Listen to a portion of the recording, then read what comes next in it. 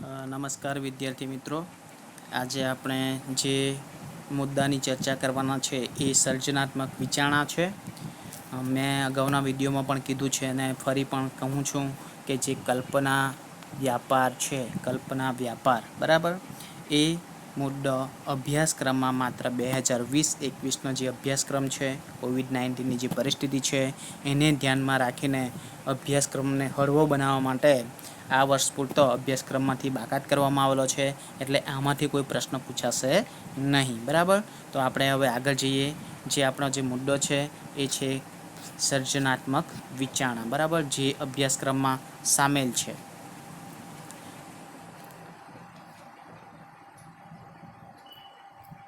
બરાબર, આપણો જે મુદ્દો છે એ છે સર્જનાત્મક વિચારણા. ક્યારેક તમને એ જાણવાની ઉત્સુકતા જરૂર થતી હશે કે કઈ રીતે કોઈ એક વ્યક્તિ સૌપ્રથમ જમીનમાં બીજ વાવીને ખેતી કરવી, પેંદો બનાવવું, ગુફાની દિવાલને ચિત્રથી સજાવવી વગેરે વિશે વિચાર્યું હશે.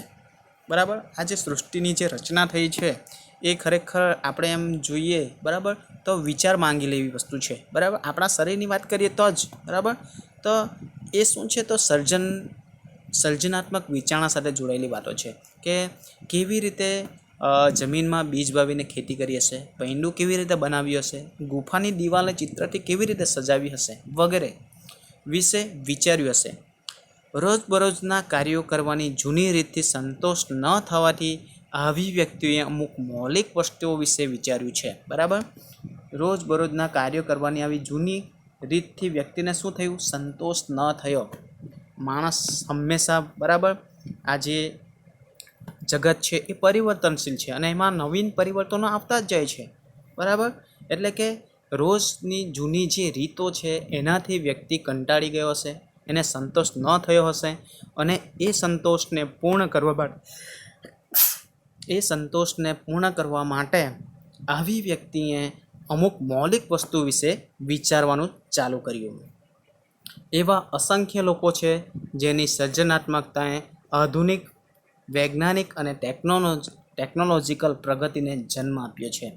એવી ઘણી બધી વ્યક્તિ હતી જેમણે કંઈક અલગ પ્રકારનું વિચારવાનું શરૂ કર્યું અને એના કારણે બરાબર વિજ્ઞાન અને ટેકનોલોજીની પ્રગતિને જન્મ આપ્યો છે, જેનો લાભ અને આનંદ આપણે સૌ ઉઠાવી રહ્યા છીએ. બરાબર, અત્યારે જે આપણે ઉપયોગ કરી રહ્યા છીએ ફોનનો, તો એ ટેકનોલોજી છે. વિજ્ઞાન અને ટેકનોલોજી ક્ષેત્રમાં આગળ આવેલી વસ્તુ છે. એ તો એને કેવી રીતે બનાવેલી હશે તો એ નવીન વિચારનું એક ઉદાહરણ છે. બરાબર, તો જેનો લાભ અને આનંદ આપણે સૌ ઘર બેઠા અત્યારે ઉઠાવી રહ્યા છીએ.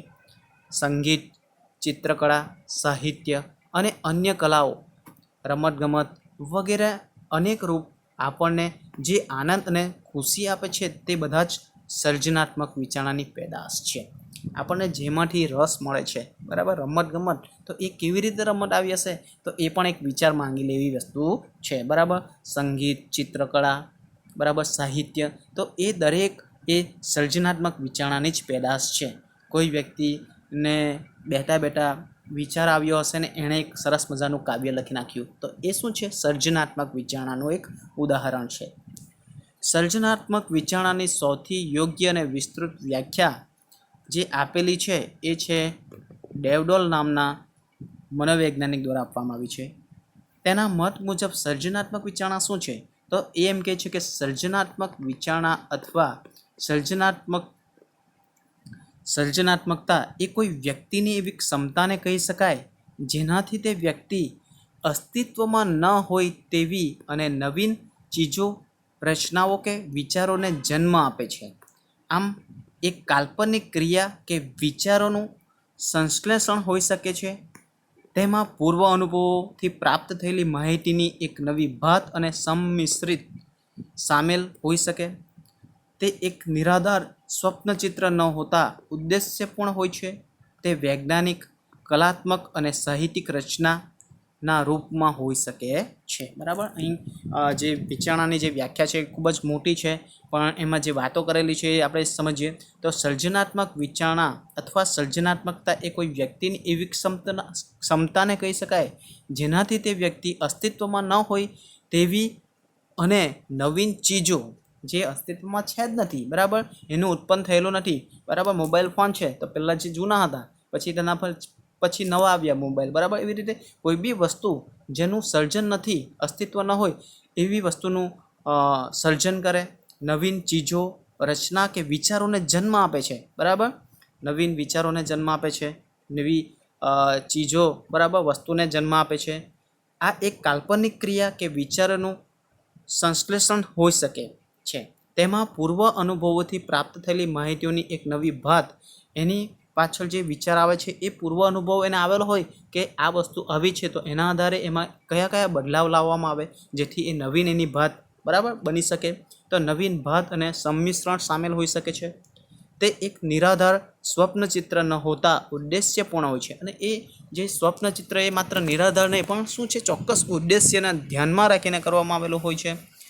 તે વૈજ્ઞાનિક, કલાત્મક કે સાહિત્યિક રચનાના રૂપમાં હોઈ શકે છે. એ પછી વિજ્ઞાનના ક્ષેત્રમાં હોઈ શકે, સાહિત્યના ક્ષેત્રમાં હોઈ શકે, કલાના ક્ષેત્રમાં હોઈ શકે, બરાબર. કલાત્મક જોઈએ તો બરાબર તાજમહેલ, બરાબર, કલાત્મક, તો એ વિચાર સર્જનાત્મક છે અને ઉદ્દેશ્યપૂર્ણ છે, બરાબર. તો એ નવીન વિચાર છે તો એને આપણે સર્જનાત્મક વિચારણા છે એમ કહી શકીએ છીએ, એવું ડેલ્ડોલ નામના મનોવૈજ્ઞાનિકની વ્યાખ્યામાંથી સ્પષ્ટ થાય છે. આગળ જઈએ. અહીં એ ખાસ યાદ રાખવું જોઈએ કે એવું જરૂરી નથી કે સર્જનાત્મક વિચારણા હંમેશા વિશિષ્ટ કે ખાસ કાર્યો જ દેખાઈ આવે છે. એવું જરૂરી નથી કે સર્જનાત્મકતામાં હંમેશા વિશિષ્ટ કે ખાસ કાર્યો જ દેખાઈ આવે છે. સર્જનાત્મક ચિંતક કે વિચારક બનવા માટે વ્યક્તિનું એક વૈજ્ઞાનિક કે એક કલાકાર હોવું જરૂરી નથી. એટલે એવું અહીં જરૂરી નથી કે જે વ્યક્તિ વૈજ્ઞાનિક છે અને જે વ્યક્તિ કલાકાર છે એ જ વ્યક્તિ સર્જનાત્મક ચિંતન કરી શકે એવું નથી. સામાન્ય વ્યક્તિ પણ સર્જનાત્મક બની શકે છે, કંઈક નવી વસ્તુ બનાવે છે તો એ સર્જનશીલ વ્યક્તિ કહેવાય છે. દરેક વ્યક્તિમાં સર્જક બનવાની ક્ષમતા રહેલી હોય છે. હું હોઉં કે તમે, દરેક વ્યક્તિમાં એવી ખૂબી તો હશે જ જે કંઈક ને કંઈક તો કરી શકે છે, બરાબર. માણસમાં એવી એક ખૂબી હોય છે જેના દ્વારા આપણે અમુક વસ્તુનું સર્જન કરી શકીએ છીએ, બરાબર. તો એ દરેક વ્યક્તિમાં સર્જક બનવાની ક્ષમતા રહેલી છે. લેખન, અધ્યાપન, ભોજન બનાવવું, ભૂમિકા ભજવવી, વાર્તા કહેવી, વાર્તાલાપ કે સંવાદ કરવો, પ્રશ્નો પૂછવા, રમવું, દિન પ્રતિદિનની સમસ્યાના ઉકેલના પ્રયત્નો કરવા, કાર્યોનું આયોજન કરવું, બીજાના સંઘર્ષો દૂર કરવામાં મદદ કરવી જેવી માનવીય ગતિવિધિના લગભગ દરેક ક્ષેત્રમાં વિભિન્ન સ્તરે સર્જનાત્મક વિચારણાનો ઉપયોગ કરી શકાય છે, બરાબર. એમ કીધું છે કે દરેક વ્યક્તિ સર્જક છે. એ માત્ર વૈજ્ઞાનિક હોય કે કલાકાર હોય તો જ એ સર્જક છે એવું નથી. જીવનમાં ઘણી બધી ઘટના બને છે, લેખન છે, વાંચન છે, અધ્યાપન છે, ભોજન બનાવવાનું છે, બરાબર. નવીન પ્રકારની વાનગી બનાવવી તો એ પણ એક સર્જનાત્મકતાનું ઉદાહરણ છે, બરાબર. વેસ્ટમાંથી બેસ્ટ બનાવવું તો એ પણ સર્જનાત્મકતા છે. સરસ મજાનું ચિત્ર બનાવવું, બરાબર, એ પણ સર્જનાત્મક છે. એટલે કે દરેક વ્યક્તિ એક સર્જક છે, એટલે કે સર્જનાત્મક વિચારણાનો ઉપયોગ કરી શકાય છે. જો કે અહીં એ વાત પણ યાદ રાખવી જોઈએ કે રોજબરોજની સર્જનાત્મકતા વ્યક્તિના નિરીક્ષણ, વિચારણા કે સમસ્યા ઉકેલમાં દેખાઈ આવે છે. રોજબરોજની સર્જનાત્મકતા છે એ શામાં દેખાઈ આવે છે? તો વ્યક્તિનું નિરીક્ષણ, વિચારણા કે સર્જનાત્મક ઉકેલમાં દેખાઈ આવે છે. આપણે જે નવીન સર્જન કરીએ તો આપણે વિચારીએ છીએ, વસ્તુ જોઈએ છીએ, તો એના આધારે આપણે કેટલીક વાર નવું વસ્તુનું સર્જન કરીએ છીએ. આપણને વિચાર આવે છે તેના આધારે કેટલીક વાર આપણે સર્જન કરીએ છીએ. સમસ્યા ઉકેલ દેખાઈ આવે છે. તે વિશિષ્ટ સર્જનાત્મક સિદ્ધાંતોમાં જોવા મળતી વિશિષ્ટ પ્રતિભા સર્જનાત્મકતા કરતાં ભિન્ન હોય છે. એટલે કે વસ્તુને જોઈને જે આપણે કરીએ છીએ તો એ વિશિષ્ટ જે સર્જનાત્મકતા છે, પ્રતિભા સર્જનાત્મકતા કરતાં એ અલગ પ્રકારની વસ્તુ છે, બરાબર. સર્જનાત્મક વિચારણાનું સ્વરૂપ. ત્યાર પછી આપણે જોઈએ તો સર્જનાત્મક વિચારણાનું જે સ્વરૂપ છે એને જોઈએ તો સર્જનાત્મક વિચારણામાં કોઈ સમસ્યાના ઉકેલ માટે નવીન અને મૌલિક વિચારો, અહીં વસ્તુ કીધેલી છે કે નવીન અને મૌલિક વિચારો, બરાબર. સર્જનાત્મક વિચારણામાં કોઈ સમસ્યાના ઉકેલ માટે નવીન અને મૌલિક વિચારો અને ઉકેલોનું સર્જન થવું, એટલે કે જે ઉકેલ લાવો છે એના માટે નવીન અને મૌલિક વિચારોનું સર્જન થયેલું હોવું જોઈએ. આ પ્રકારની વિચારણા અન્ય વિચારણાઓથી અલગ પડે છે. આ જે વિચારણા છે સર્જનાત્મક વિચારણા એ અન્ય વિચારણાથી અલગ પડે છે, બરાબર. જેમ કે તર્ક ક્રિયા છે, નિગમલક્ષી તર્ક ક્રિયા છે, બરાબર. તો એના કરતાં સર્જનાત્મક વિચારણા અલગ પડે છે. સર્જનાત્મક વિચારણાને ઘણી વખત માત્ર નવી રીતથી વિચારવું કે અલગ રીતે વિચારવું એ અર્થમાં પણ સમજવામાં આવે છે. સર્જનાત્મકતાને કયા અર્થમાં સમજવામાં આવે? તો નવી રીતથી વિચારવું કે અલગ રીતે વિચારવું એ અર્થમાં પણ સમજવામાં આવે છે. જો કે અહીં એ જાણવું મહત્ત્વનું છે કે નવીનતા ઉપરાંત મૌલિકતા પણ સર્જનાત્મક વિચારણાનું એક અગત્યનું લક્ષણ છે. જે નવું કરવું એ જ સર્જનાત્મકતા નથી, પણ એ વસ્તુમાં મૌલિકતા આવવી એ પણ સર્જનાત્મક વિચારણાનું એક અગત્યનું લક્ષણ છે, બરાબર. કઈ બાબત? તો મૌલિકતા. ગુજરાતીમાં નિબંધ લખવામાં આવે છે ત્યારે નિબંધ જે ચોપડીમાં આપેલો હશે એ તમે લખો છો તો એ તમે વાંચીને લખેલો છો, પણ એ નિબંધ સાથે જોડાયેલી તમારા અનુભવોને જ્યારે તમે શેર કરો છો ત્યારે તમે તમારી મૌલિકતાનો ઉપયોગ કરો છો અને ત્યારે તમે તમારા સર્જનાત્મક વિચારણાનો ઉપયોગ કરેલો છે એમ કહી શકાય છે. દર વર્ષે ઉત્પાદિત થતા ગૃહ ઉદ્યોગી સાધનો, mobile, tape recorder, TV, fridge, car વગેરેમાં અગાઉ કરતાં જો કોઈક અનોખી વિશેષતા ન હોય તો તેને મૌલિક સાધનો ન કહી શકાય, બરાબર. જે અગાઉની જે કાર હતી, મોબાઈલ હતા અને એ જ મોબાઈલ હોય તો એ સર્જનાત્મક અથવા મૌલિક સાધનો ન કહી શકાય, પણ એમાં શું આવે છે? બદલાવ આવે છે, પરિવર્તન આવે છે, કંઈક નવું એમાં વિશિષ્ટતા આવે છે અને એના કારણે એ વસ્તુની કિંમત વધી જાય છે. એટલે કે એ વસ્તુમાં સર્જનાત્મકતા રહેલી હોય છે, એના કારણે આ વસ્તુ જે છે એનો ભાવ વધારો થાય છે, બરાબર. લોકો એના તરફ આકર્ષાય છે.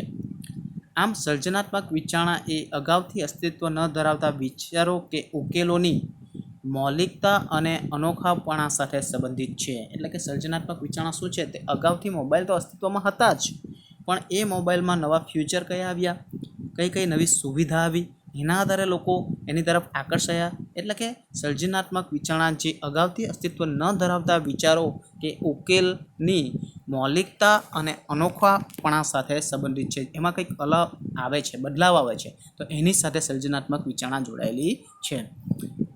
બ્રુનર નામના મનોવૈજ્ઞાનિકે સર્જનાત્મક વિચારણાને અસરકારક આશ્ચર્ય તરીકે ઓળખાવ્યું છે, બરાબર. અહીં એમસીક્યુ ટાઈપનો પ્રશ્ન છે, કયા મનોવૈજ્ઞાનિકે સર્જનાત્મક વિચારણાને અસરકારક આશ્ચર્ય તરીકે ઓળખાવ્યું છે? ત્યારે બ્રુનર નામના મનોવૈજ્ઞાનિકે એને ઓળખાવ્યું છે. જો કોઈ વિચાર કે સર્જન અનોખું છે તો તેના અનોખાપણાના અહેસાસથી વ્યક્તિ તરત જ આશ્ચર્યચકિત થઈ જાય છે, બરાબર. નવો ફોન જોઈએ એટલે આપણે એમાં અમુક સુવિધા જોઈએ, વાહ બહુ સરસ છે ને ફોન, તો આ સિસ્ટમ ક્યારે આવી, બરાબર. તો એ શું છે? આશ્ચર્યચકિત કરી રહી છે, અનોખુંપણું છે એના કારણે, અને એ છે સર્જન, બરાબર. આગળ જઈએ આપણે. સર્જનાત્મક વિચારણાની વિશેષતા દર્શાવતો એક બીજો માપદંડ એ છે કે કોઈ વિશેષ સંદર્ભમાં એની ઉપયુક્તતા કે યોગ્યતા. કોઈ હેતુ કે ઉદ્દેશ્ય વગર અલગ રીતે વિચારવું, કોઈ કામને પોતાની રીતે જ કરવું, કોઈ હેતુ કે ઉદ્દેશ્યને અલગ રીતે વિચારવું, કોઈ કામને પોતાની રીતે જ કરવું, સામાન્ય સ્વીકૃત નિયમોની વિરુદ્ધ કાર્ય કરવું, બરાબર. હંમેશા જે નિયમો હોય છે, પહેલાં નિયમ જે બને છે તેનો વિરોધ જ થાય છે અને પછી ધીમે ધીમે એ નિયમો આગળ જઈને કામ કરે છે, બરાબર. કોઈ ઉદ્દેશ્ય વગર કલ્પનાના ઘોડા દોડાવવા કે વિચિત્ર વિચાર રજૂ કરવા વગેરે ઘણી વખત ભૂલથી સર્જનાત્મક વિચારણા માની લેવામાં આવે છે. તો એ દરેક વસ્તુને આપણે ભૂલથી સર્જનાત્મક વિચારણા માની લઈએ છીએ. કલ્પના કરવી એ અને એના કલ્પનાના ઘોડા દોરાવવા કે મારે આ કરવું છે, હું આ કરીશ, બરાબર. તો એ સર્જનાત્મક વિચારણા નથી, તો એને કેટલીક વાર ભૂલથી સર્જનાત્મક વિચારણા માની લેવામાં આવે છે. સંશોધનકર્તાઓ વચ્ચે એ બાબતની સહમતિ જોવા મળે છે કે કોઈ વિચારણાને ત્યારે જ સર્જનાત્મક વિચારણા કહી શકાય જ્યારે તે વિચાર વાસ્તવિકતા તરફ અભિમુખ, ઉપયુક્ત, યોગ્ય, રચનાત્મક તથા સામાજિક રીતે ઈચ્છનીય હોય છે, બરાબર. સર્જનાત્મક વિચાર આપણે એને જ કહી શકીએ જે વિચાર કેવો હશે? વાસ્તવિક, બરાબર, વાસ્તવિકતા સાથે જોડાયેલો હશે, ઉપયુક્ત, યોગ્ય હશે, અને એ યોગ્ય હશે, બરાબર. રચનાત્મક હશે એટલે કે એમાં કંઈક બદલાવ આવેલો હશે, એની સામાજિક રીતે ઈચ્છનીય અને સમાજને પણ એ લાભકારક હશે. એ સંદર્ભમાં જો હશે તો જ આપણે એ વિચારને સર્જનાત્મક વિચાર કહી શકીએ છીએ, બરાબર. સૌથી મહત્ત્વની વસ્તુ છે આ એના પછી જે છે તો સર્જનાત્મકતા સંશોધનના ક્ષેત્રે અગ્રણી એવા જેપી ગિલફોર્ડ દ્વારા વિચારણાના 2 પ્રકાર દર્શાવવામાં આવ્યા છે. બરાબર, કયા અગ્રણી? બરાબર, સર્જનાત્મક સંશોધનના અગ્રણી કોણ છે? તો જેપી ગિલફોર્ડ. એના દ્વારા વિચારણાના 2 પ્રકાર દર્શાવવામાં આવ્યા છે. કયા કયા છે? તો એક છે કેન્દ્રગામી વિચારણા અને બીજું છે વિકેન્દ્રી વિચારણા. કેન્દ્રગામી વિચારણા એવી વિચારણા છે જેની જરૂરિયાત એવી સમસ્યાના ઉકેલમાં પડે છે જેમાં સમસ્યાના માત્ર એક જ સાચો ઉકેલ હોય. બરાબર, સમસ્યામાં માત્ર એક જ સાચો ઉકેલ હોય. તો એવા સમસ્યાના ઉકેલ માટે આપણે કઈ વિચારણાનો ઉપયોગ કરેલો કહેવાય? તો કેન્દ્રગામી વિચારણાનો ઉપયોગ કરેલો કહેવાય. બરાબર, પ્રશ્ન 3, 6, 9 આગળની સંખ્યા શું છે? બરાબર, અહીં આપેલ છે કે 3, 6, 9. 3 ને 3 6, 6 ને 3 9, 9 ને 3 12. બરાબર, તો અહીં જે ગણિતના જે સૂત્ર છે તો એના આધારે અહીંયા જવાબ આપી દીધેલો છે મિત્રો. બરાબર, તો એના આધારે એનો જવાબ અહીં 12 આવે છે. તો એ ચોક્કસ કેન્દ્રગામી અમુક એક જ એનો જવાબ હશે. બરાબર, તો એવી જે વિચારણા છે એને આપણે કેન્દ્રગામી વિચારણા કહીએ છીએ. હવે તમે અમુક એવા પ્રશ્નો અંગે વિચારો જેના માટે કોઈ એક નહીં પરંતુ અનેક સાચા ઉત્તરો હોય છે. આ પ્રકારના અમુક પ્રશ્નો નીચે આપવામાં આવેલા છે. દાખલા તરીકે કાપડના કયા કયા ઉપયોગ છે? હવે કાપડના ઉપયોગ કયા કયા છે? તો કાપડનો ઉપયોગ આપણે કેવી રીતે કરીએ? તો કપડાં બનાવવા માટે. બરાબર, ઘણા બધા ઉપયોગો છે તો જેનો કોઈ ચોક્કસ એક જવાબ નથી. અહીં બીજા 2 પ્રશ્નો પણ આપેલા છે. જો શાળામાંથી પરીક્ષા નાબૂદ કરી દેવામાં આવે તો શું થાય? તો વિદ્યાર્થી વાંચવાનું છોડી દે, વિદ્યાર્થીમાં જ્ઞાનનો અભાવ જોવા મળે, વિદ્યાર્થીનો વિકાસ અટકી જાય, વિદ્યાર્થીના દરેક ક્ષેત્રનો વિકાસ અટકી જાય. બરાબર, તો એના પ્રશ્નના જવાબો અનેક સ્વરૂપમાં હોઈ શકે. તો એ જે છે એ વિકેન્દ્રીગામી વિચારણાના ઉદાહરણ પ્રશ્નો છે એમ કહી શકાય. બરાબર, તો ત્યારે આપણે વિકેન્દ્રીગામી વિચારણાની જરૂર પડે છે. ઉપયુક્ત પ્રશ્નના જવાબ માટે વિકેન્દ્રીગામી વિચારણાની જરૂર પડે છે. એક એવી મુક્ત વિચારણા છે જેમાં વ્યક્તિ પોતાના અનુભવોને આધારે પ્રશ્નો કે સમસ્યાના અનેક ઉત્તરો શું કરી શકે? વિચારી શકે છે. આ પ્રકારની વિચારણા નવીન અને મૌલિક વિચારોના ઉદ્ભવ માટે મદદરૂપ બને છે. ત્યાર પછી છે જે સૌથી મહત્ત્વનો જે સર્જનાત્મક વિચારણામાં જે મહત્ત્વનો પ્રશ્ન છે એ છે સર્જનાત્મક વિચારણાના સોપાનો. બરાબર, મોટે ભાગે પરીક્ષામાં માત્ર 11મા ધોરણમાં જ નહીં પણ જ્યારે તમે પાસ કરીને 11 અભ્યાસ ચાલુ રાખશો ત્યારે પણ આ પ્રશ્નો મોટે ભાગે આવે છે. સર્જનાત્મકતાના સોપાનો. બરાબર, તો સર્જનાત્મક વિચારણા કે સર્જનાત્મકતાની પ્રક્રિયાની શરૂઆત કંઈક નવો વિચારવાની જરૂરિયાતથી થાય છે. સર્જનાત્મકતાનો ઉદ્ભવ કઈ રીતે થાય? તો કંઈક નવું વિચારીએ છીએ ત્યારે સર્જનાત્મકતાનો શરૂઆત થાય છે. આવી જરૂરિયાત વ્યક્તિના આ દિશાના પ્રયાસોને જન્મ આપે છે. વ્યક્તિને કંઈક નવું બનાવવું એવું થાય છે અને નવું વિચારવાની જરૂરિયાત થાય છે. આવી જરૂરિયાત વ્યક્તિના આ દિશાના પ્રયાસને જન્મ આપે છે. રોજબરોજના સામાન્ય કાર્યોને પૂરા કરવા વ્યક્તિને આવી જરૂરિયાતોનો અહેસાસ થતો નથી. એટલે કે રોજના આપણે સર્જનાત્મક વિચાર કરતા છે એવું નથી, કારણ કે સામાન્ય કાર્યોથી ખુશ અને સંતુષ્ટ રહેતી વ્યક્તિને કંઈક નવું વિચારવાની જરૂરત લાગતી નથી. એટલે કે જીવનમાં કેટલાક લોકો એવા છે કે જે બસ જીવન ખુશ રહે છે અને સંતુષ્ટ રહે છે એવું એને લાગતું હોય તો એ લોકોમાં જે સર્જનાત્મક વિચારણા છે બરાબર વિચારવાની જરૂરત લાગતી નથી. જ્યારે કોઈ પણ એના પર પણ જો જ્યારે કોઈ સમસ્યા આવી જાય છે ત્યારે એ વ્યક્તિ વિચારતી થઈ જાય છે. જ્યારે કોઈ સમસ્યા ઊભી થાય છે કે અપૂરતી માહિતી હોય ત્યારે નવીન વિચારો કે ઉકેલીની ખોજની જરૂરિયાત પણ ઉદ્ભવે છે. આ સર્જનાત્મક વિચારણાની પ્રક્રિયામાં નીચેના 4 ક્રમિક સોપાનો અથવા અવસ્થા જોવા મળે છે. જેમાંનું પહેલું સોપાન છે તૈયારી. બરાબર, પહેલું જે સોપાન છે એ છે તૈયારી. અહીં વ્યક્તિ તેની સમક્ષ રહેલા કાર્ય કે સમસ્યાને સમજાવી અને તેનું વિશ્લેષણ કરવાની જરૂરિયાત અનુભવે છે. જે સમક્ષ રહેલા જે કાર્ય કે સમસ્યાને સમજવાની અને તેનું શું કરે છે? વિશ્લેષણ કરવાની જરૂરિયાત અનુભવે છે. આ પ્રક્રિયા વિભિન્ન દિશાઓમાં વધુને વધુ વિચારણા કરવાની ઉત્સુકતા અને ઉત્તેજના ઉત્પન્ન કરે છે. કોઈ સમસ્યા આવે બરાબર તો એ સમસ્યાને પૂર્ણ તૈયારી તમારે બનાવવી પડે. બરાબર, તો એનું શું કરવું પડે? વિશ્લેષણ કરવું પડે. વિશ્લેષણ કરતાં કંઈક તમને નવીન અનુભવો થાય જેના કારણે તમારી જે ઉત્તેજના છે એ વધી જાય છે. અહીં વ્યક્તિ સમસ્યા કે કાર્યને જુદા જુદા પરિપ્રેક્ષ્ય અને દૃષ્ટિકોણથી જોવાનો પ્રયત્ન કરે છે અને એ જે સમસ્યા છે એને અલગ અલગ દૃષ્ટિકોણથી અલગ અલગ નજરિયાથી એને જોવાનો પ્રયત્ન કરશે અને પછી એનો ઉકેલ લાવવાનો એ પ્રયત્ન કરે છે. એટલે કે તૈયારી માંગી લે છે. એ સર્જનાત્મક વિચારણાનું પહેલું સોપાન છે. બીજું જે સોપાન છે એ છે સેવન છે. બરાબર. બીજું જે સોપાન છે એ શું છે તો સેવન. જ્યારે વ્યક્તિના મનમાં વૈકલ્પિક વિચારો કે યોજના પેદા થાય છે અને તે સમસ્યા કે કાર્યને વિશિષ્ટ પરિપ્રેક્ષ્યમાં જોવાનો પ્રયત્ન કરે છે ત્યારે તેને થોડા સમય માટે રોકાઈ જવાની કે વૈચારિક રીતે થંભી જવાની અનુભૂતિ થઈ શકે ત્યાં સુધી અમુક વ્યક્તિમાં આ દિશામાં નિષ્ક્રિયતા કે અનિચ્છાની લાગણી પણ ઉત્પન્ન થઈ શકે છે અને અમુક સમય માટે તે સમસ્યા કે કાર્યને છોડી દે છે.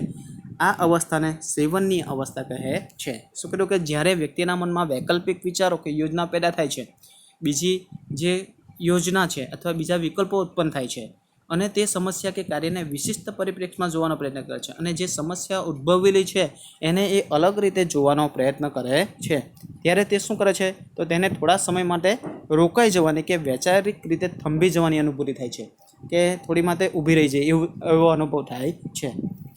ત્યાં સુધી કે અમુક વ્યક્તિમાં આ દિશામાં નિષ્ક્રિયતા કે અનિચ્છાની લાગણી પણ ઉત્પન્ન થઈ શકે છે. ક્યારે એવું પણ બને છે કે એ દિશામાં એને નિષ્ક્રિયતા આવી જાય છે, અનિચ્છાની લાગણી પણ ઉત્પન્ન થઈ શકે છે અને અમુક સમય માટે તે સમસ્યા કે કાર્યને શું કરે છે છોડી દે છે. આ અવસ્થાને સેવનની અવસ્થા કહેવામાં આવે છે. ત્યાર પછીનો જે મુદ્દો છે એ છે વિચારોનો ઝબકારો. સંશોધનો દર્શાવે છે કે સેવનની અવસ્થા દરમિયાન જ્યારે વ્યક્તિ સમસ્યા વિશે ચેતન રીતે વિચારી રહ્યો નથી તો બની શકે કે સર્જનાત્મક વિચાર તાત્કાલિક ઉત્પન્ન ન પણ થાય. એટલે કે જે વિચારીએ છીએ આપણે તે તો એ સમસ્યાનો ઉકેલ સર્જનાત્મક વિચાર આપણને તાત્કાલિક જ પ્રાપ્ત થાય એવું ન પણ બની શકે. વ્યક્તિ કોઈ અન્ય કાર્ય કરી રહ્યો હોય, જેમ કે ઊંઘવાની તૈયારી કરી રહ્યો હોય, ઊંઘીને જાગ્યો હોય, સ્નાન કરતો હોય, આમ તેમ આંટા ફેરા મારતો હોય, ત્યારે આવા સર્જનાત્મક વિચારો અચાનક તેના મનમાં ઝબકે છે. બરાબર. આપણે કોઈ કામ કરતા હોય અને સમસ્યા કરતા હોય તો એ સમસ્યાનો ઉકેલ ના આવે તો એ સમસ્યાને આપણે શું કરીએ છીએ મૂકી દઈએ છીએ. તો એ સેવનની અવસ્થા હતી. પણ એ સમસ્યાના જે વિચાર છે એ આપણા મગજમાં ચાલતો જ હોય છે અને અચાનક જ આપણે સ્નાન કરતા હોઈએ, આંટા ફેરા મારતા હોઈએ ત્યારે જ આપણા મનમાં એ વિચાર અચાનક જ મનમાં ઝબકે છે, જેને શું કહેવાય છે વિચારોનો ઝબકારો કહેવામાં આવે, જેને આપણે વિચારોનો ઝબકારો કહીએ છીએ. બોલચાલની ભાષામાં આપણે તેને મનમાં ટ્યુબલાઇટ થઈ તેવું પણ કહીએ છીએ. આવા સમયે અથવા મળી ગયું ઉદ્ગાર તેમના મુખમાંથી સડી પડે છે, જેને આહા અનુભવ કહે છે. આવો સર્જનાત્મક વિચાર કે જે આઈડિયા મળી જવાથી અનેક પ્રકારના સંતોષનો અનુભવ થાય છે અને આપણને જે એનો જવાબ છે એ મળી જાય એટલે આપણને આનંદની અનુભૂતિ થાય છે. ત્યાર પછીનો જે આગળનો મુદ્દો છે એ છે મૂલ્યાંકન. અહીં સર્જનાત્મક વિચાર કે યોજનાની અગત્ય અને યોગ્યતાનું મૂલ્યાંકન કરવામાં આવે છે. યોગ્ય અને અસરકારક યોજના કે ઉકેલની પસંદગીમાં કેન્દ્રગામી વિચારણાની ભૂમિકા મહત્ત્વની થઈ પડે છે. બરાબર. મૂલ્યાંકન. અહીં સર્જનાત્મક જે વિચારણા છે એની યોજનાની અગત્ય અને યોગ્યતાનું મૂલ્યાંકન કરવામાં આવે છે અને યોગ્ય અને અસરકારક યોજના કે ઉકેલની પસંદગી કરવામાં આવે છે. કયો ઉકેલ દ્વારા આપણે એને એ સમસ્યાને ઉકેલી શકીએ, જેમાં કેન્દ્રગામી જે વિચારણા છે એની ભૂમિકા મહત્ત્વની છે. સર્જનાત્મકતા વધારવાના કેટલાક સૂચનો અહીં આપેલા છે. બરાબર. એ આપણે જોઈ લઈએ. તો સર્જનાત્મકતા કેવી રીતે વધારી શકાય ઝડપથી એની ચર્ચા કરીએ. સર્જનાત્મક લોકો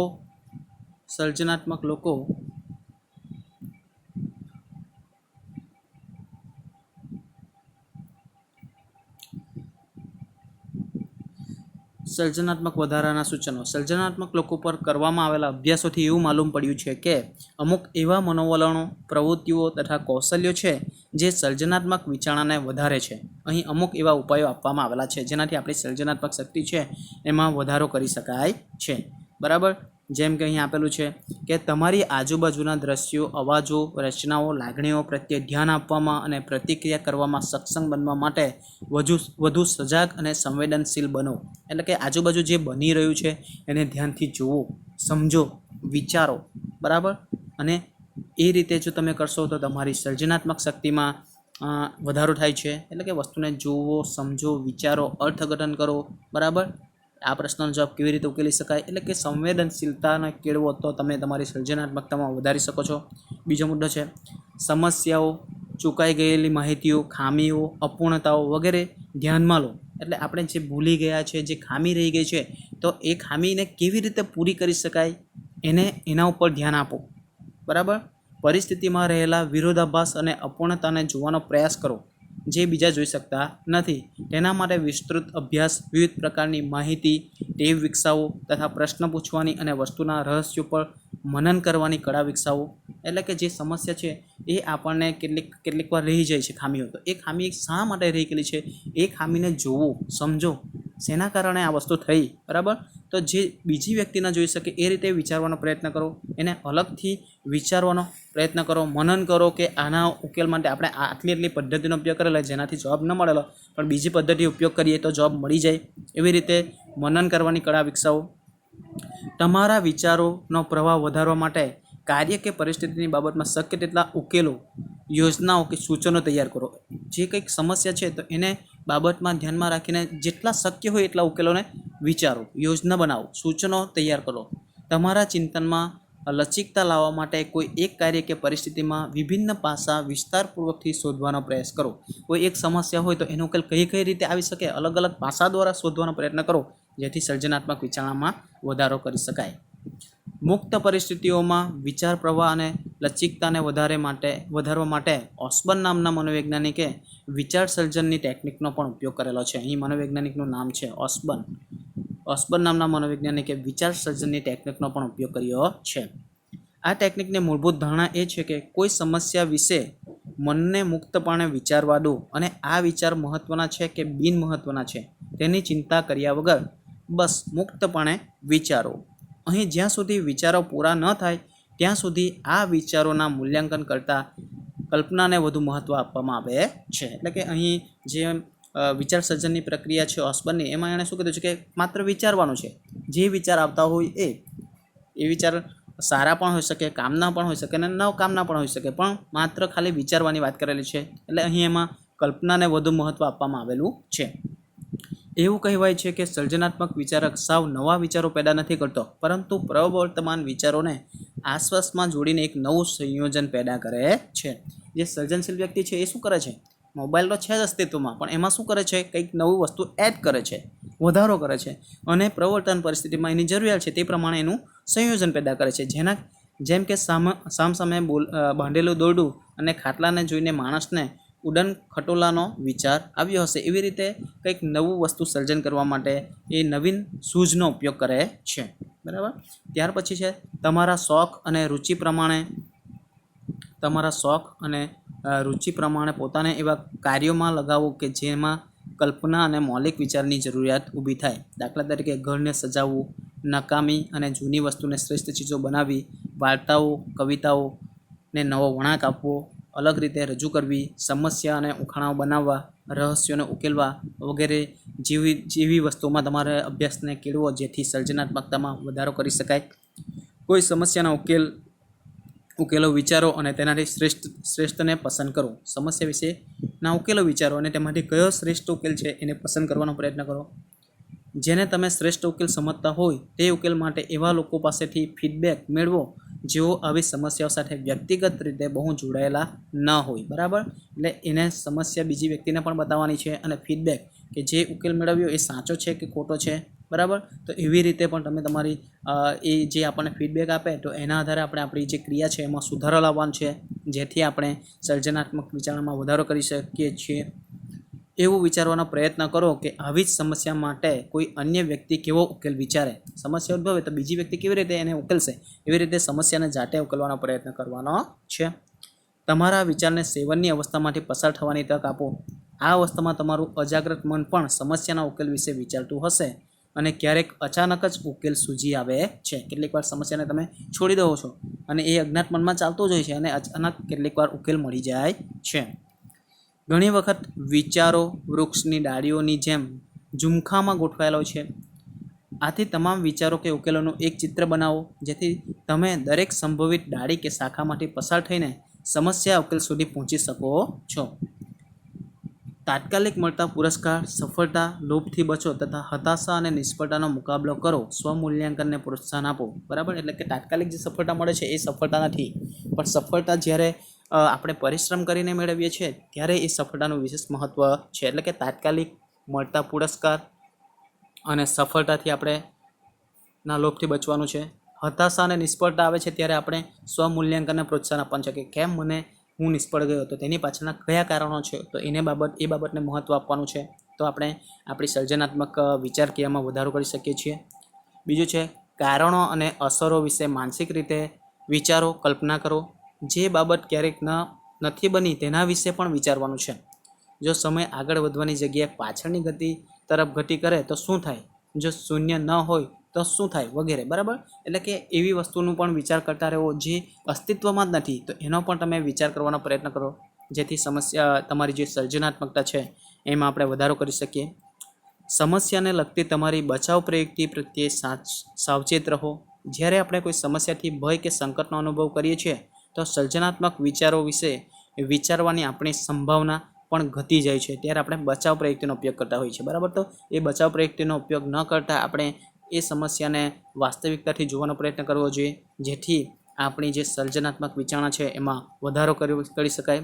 સૌથી મહત્ત્વની વસ્તુ એ છે કે આત્મવિશ્વાસ રાખો, વિધાયક રીતે વિચારો. આ સૌથી મહત્ત્વની વસ્તુ છે. બરાબર, આત્મવિશ્વાસ રાખો અને વિધાયક વિચારો. તમારી સર્જકતાને નબળી ન સમજો. તમારા સર્જનના આનંદનો અનુભવ કરો. બરાબર, આપણે વાંચવા બેસીએ ત્યારે મોટે ભાગે આવું જ બને છે કે આપણને આપણા પર આત્મવિશ્વાસ જ નથી. બરાબર, પણ વિધાયક રીતે વિચારતા થાઓ કે આ દરેક વસ્તુ મને યાદ રહી જશે. હું વાંચું છું ને એક જ વારમાં મને યાદ રહી જશે. બરાબર, તો જે આપણી સર્જન શક્તિ છે એના જે સર્જન છે એનો આનંદ લેવો, આત્મવિશ્વાસ કરો, વિધાયક બનો, જેથી વસ્તુ સરળ બને છે અને તમારી સર્જનાત્મક શક્તિમાં વધારો થાય છે.